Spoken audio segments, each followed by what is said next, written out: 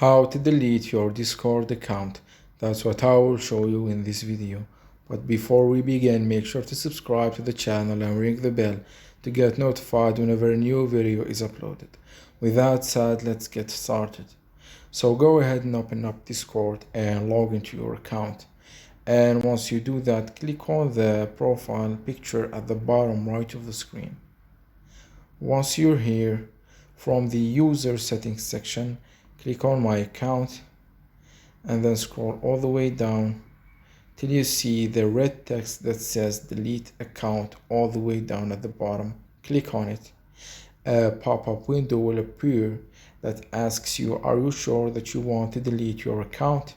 And it tells you that this will immediately log you out of your account and you will not be able to log in again.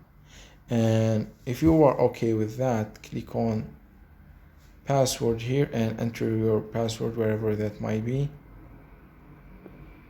And once you do that, click on the red button that says delete and your account will be deleted instantly and you will be logged out of your account as mentioned here. So that was it for this video. That's how you can delete a Discord account.